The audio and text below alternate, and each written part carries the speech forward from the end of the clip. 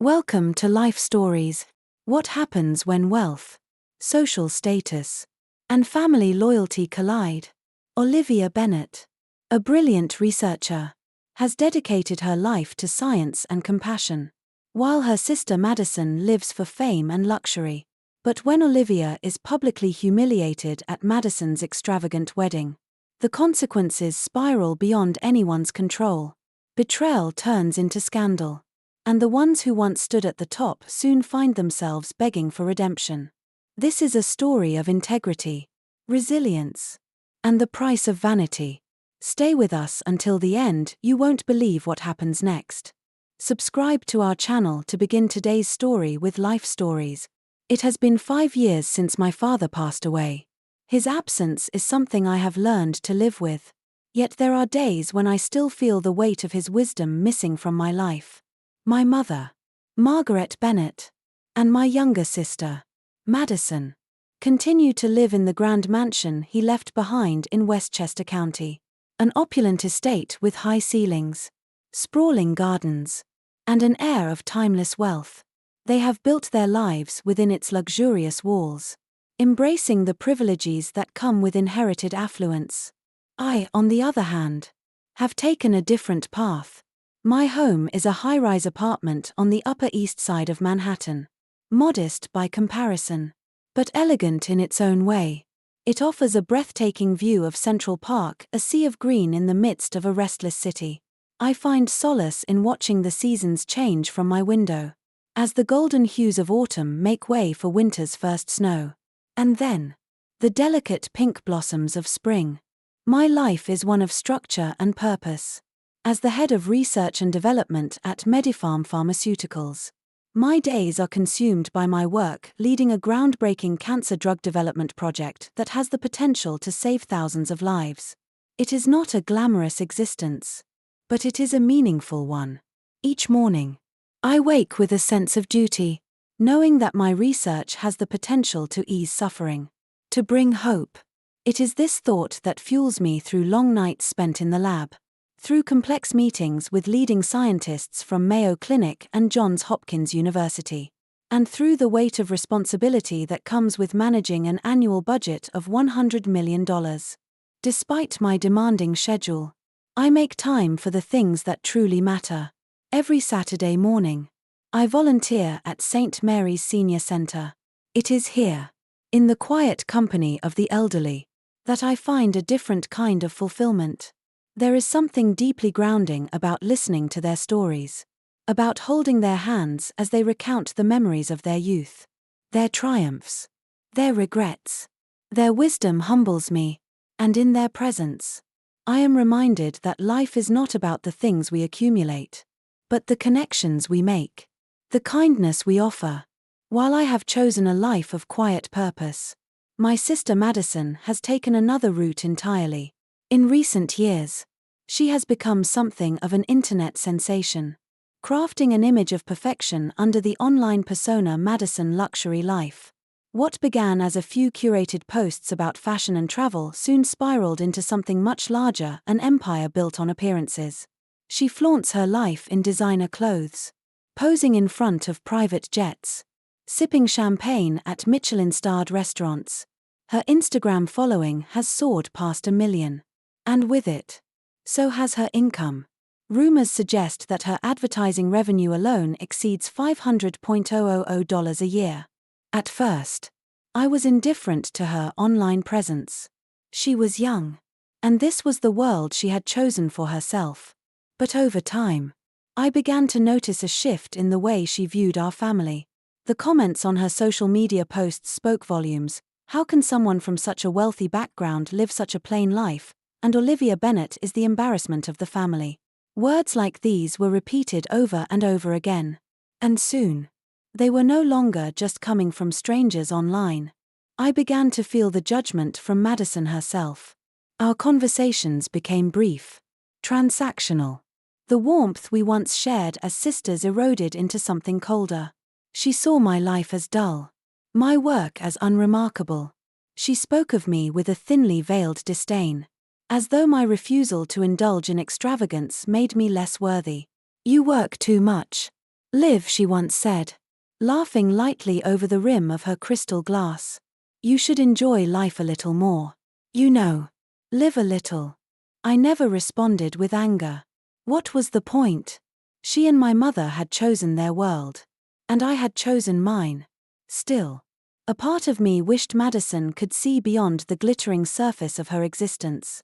Beyond the temporary adoration of online strangers.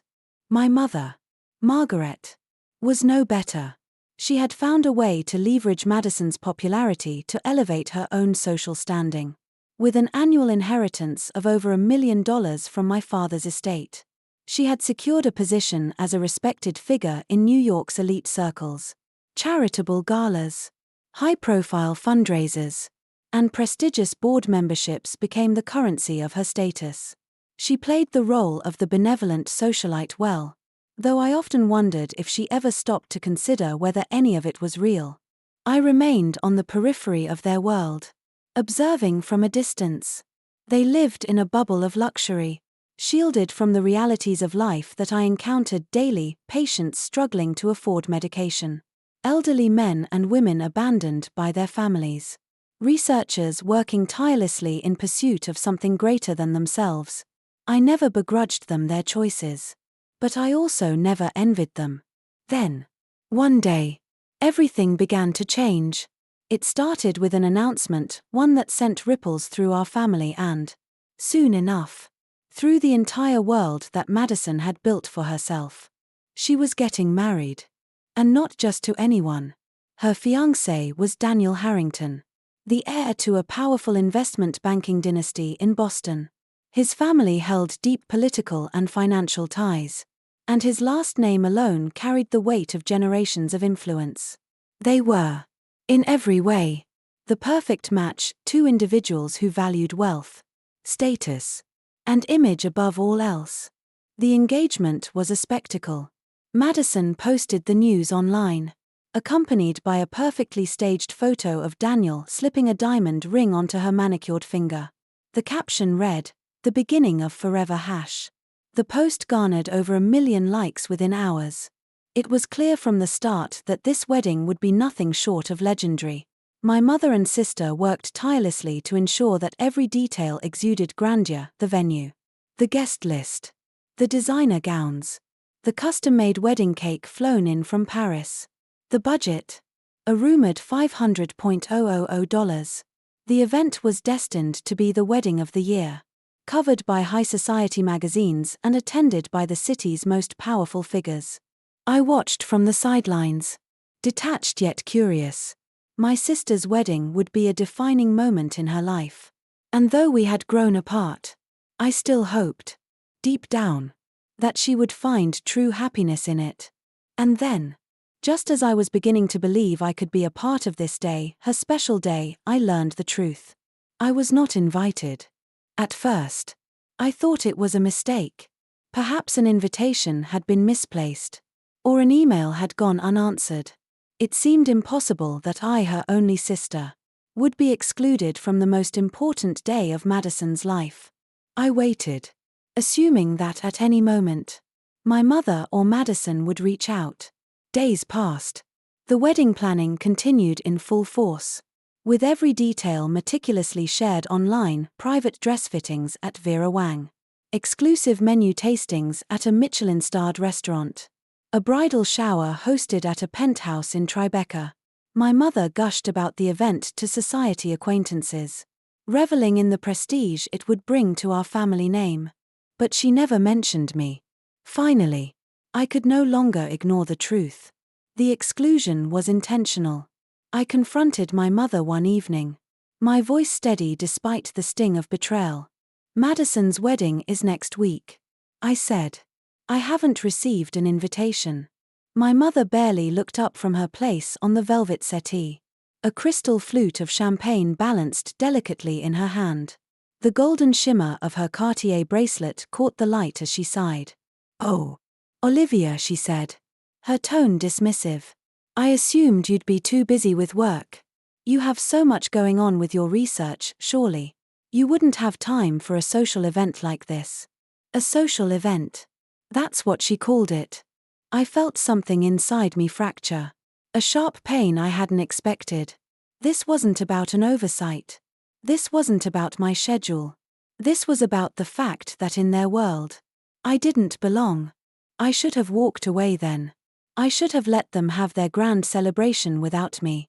But deep down, I wanted to believe that, despite everything, I was still part of this family.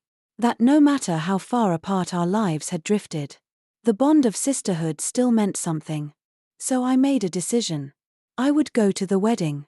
If nothing else, I would be there as a sister, not for Madison's social media followers, not for the high society elites in attendance, but for the little girl who had once run to me with scraped knees, who had once whispered secrets to me under the covers during thunderstorms.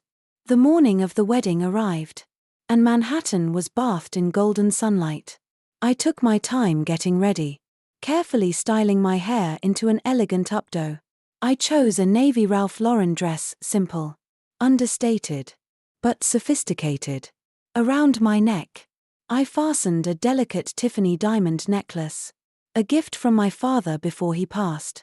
My pearl earrings, once belonging to my mother, completed the look. I told myself that this day wasn't about me, that no matter how I felt, I would walk into that venue with grace and dignity. At precisely 11 a.m., I arrived at the Plaza Hotel. The entrance was a flurry of activity, valet attendants in white gloves, guests stepping out of Rolls-Royces and Bentleys, the gleam of designer gowns catching the morning light. I handed my keys to the valet, nodding politely as he wished me a wonderful time.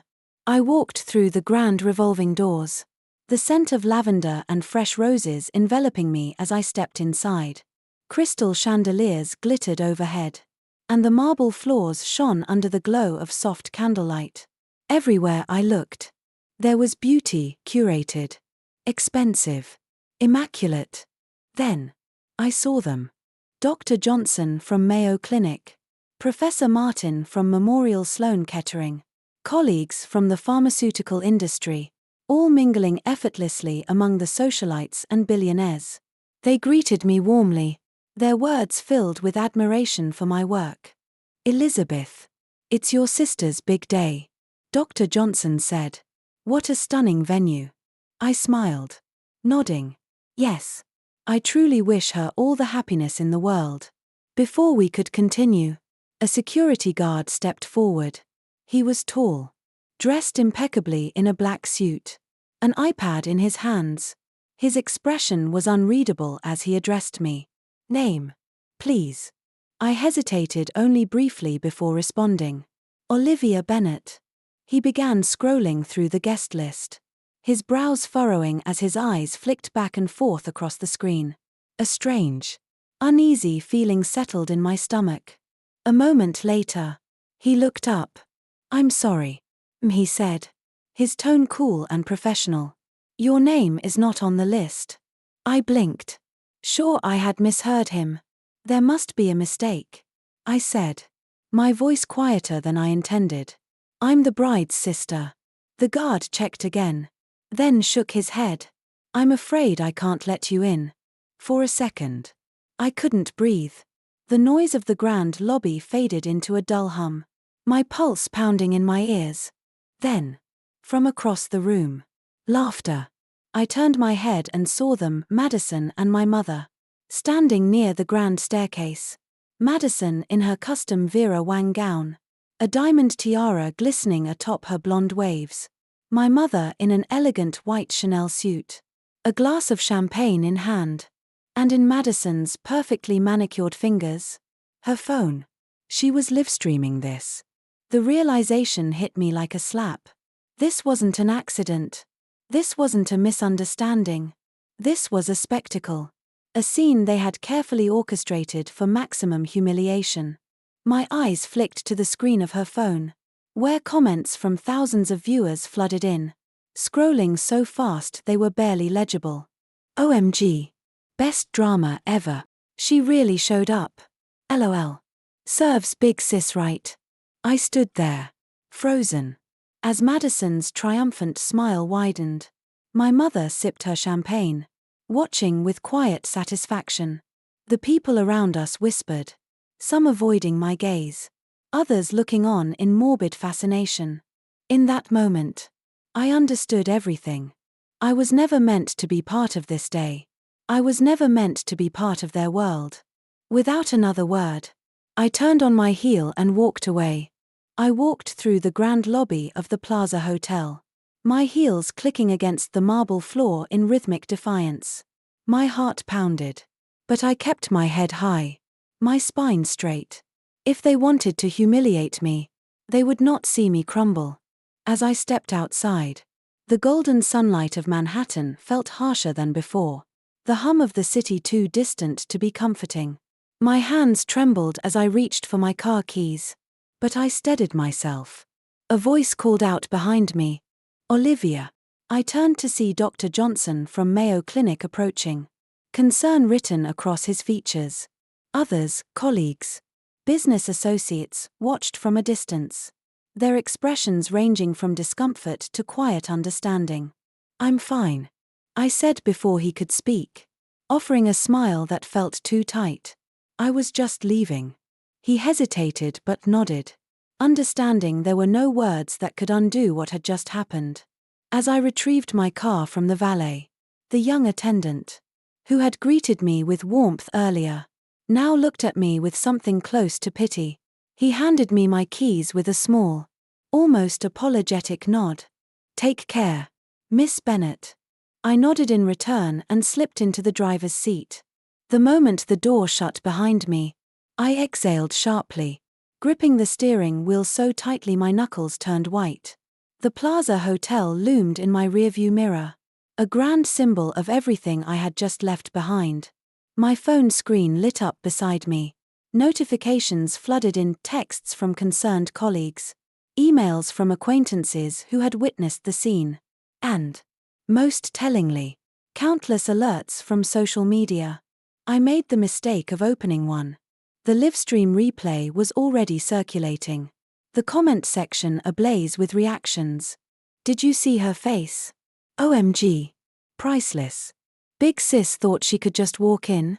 Embarrassing. This is peak reality TV. Madison is iconic for this." I swallowed hard, the bile rising in my throat. Then I saw a different kind of comment. "This is actually so cruel. She's her sister? How is this funny?" That was cold. Something about this doesn't sit right with me. A shift. A crack in the carefully curated image Madison had built. I turned off my phone, tossing it onto the passenger seat. I refused to engage. I refused to let them dictate how I felt.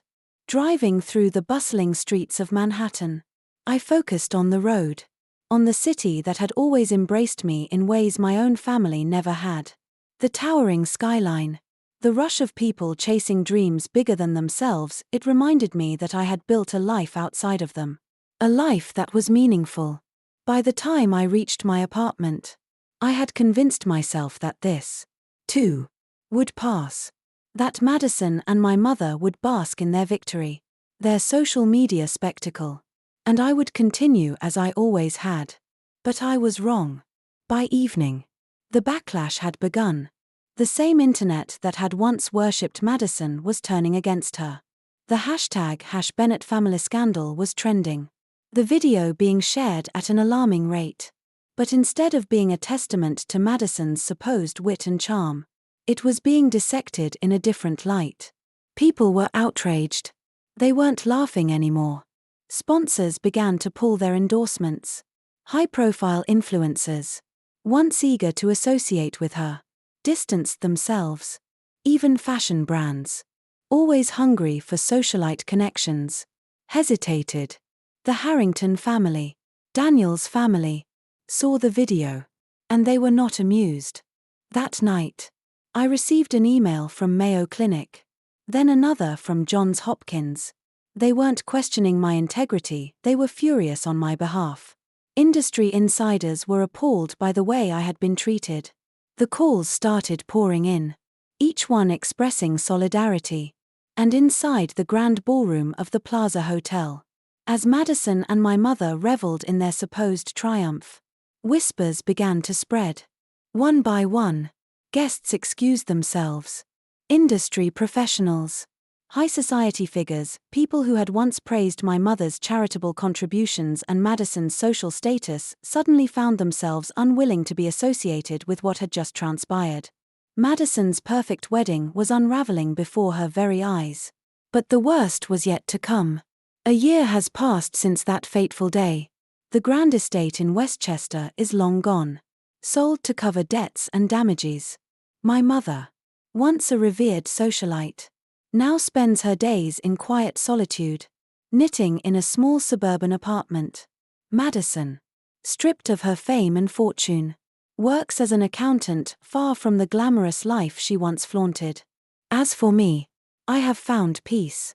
My research has led to breakthroughs in cancer treatment, earning industry-wide recognition. My volunteer work at St. Mary's Senior Center has expanded, filling my life with purpose and warmth. Looking out over Central Park from my Manhattan apartment, I feel no resentment, only a deep understanding that life is not about wealth or status, but about integrity and the kindness we leave behind. We all make choices, and in the end, those choices define who we truly are. Subscribe to our channel for more life stories.